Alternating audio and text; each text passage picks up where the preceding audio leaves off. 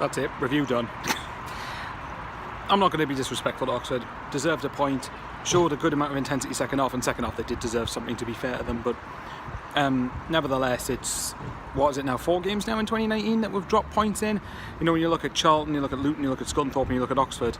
I don't think the draws against Charlton and Luton were the worst results in the world, even though I'm disappointed that we didn't win both games, obviously, because we were winning in both occasions. But at the same time, when you look at the Scunthorpe and Oxford games, there's no excuse not to win both of them, especially when you look at the lateness of the goal, the manner of when the goal was scored. We just didn't play well again today. But should we write off top 2 though? That's the thing. I'm seeing a lot of fans writing off top 2 at the moment, and if we don't win our 2 games in hand, I'd agree. I think if we don't win either of our games, and I'm not just either, I think we need to win both of them, to be honest. If we don't win both our games in hand, I'd really struggle to see how we're going to make the top 2, because if we keep on drawing games like this, then we're not going to go up automatically. Look, if we won the playoffs, I wouldn't care. If we won the playoffs, if we just got promoted, then fine at the end of the day. But it shouldn't be coming to that. And let's put it this way, right?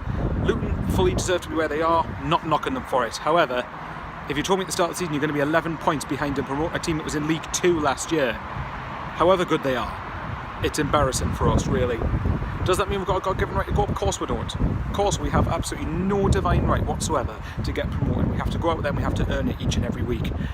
You know, but it just means these next 2 weeks coming up are massive for our season, because we've then got Blackpool at home in the midweek, we've got Accrington at home just before the weekend, and then the week after that midweek we've got Gillingham at home.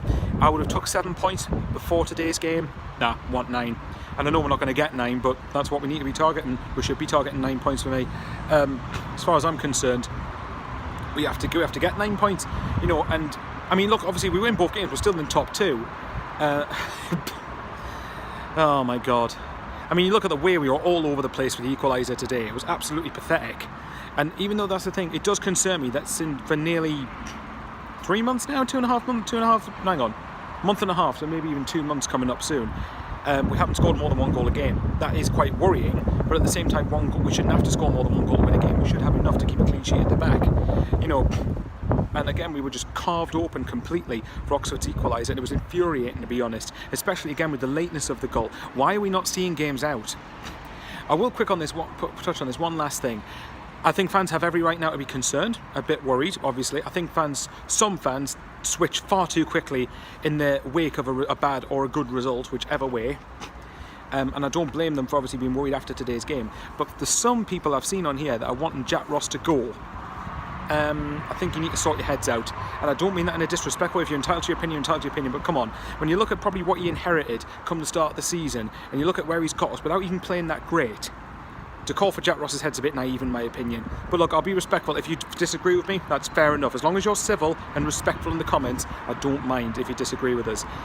You know, however, I will not defend Jack Ross if we don't get promoted, because I still believe with the players we've got, we should be going up. And again, not that we have a God-given right to, but if we play to our potential, we would be getting promoted. And another thing is, well, one last thing I'll touch on before I close.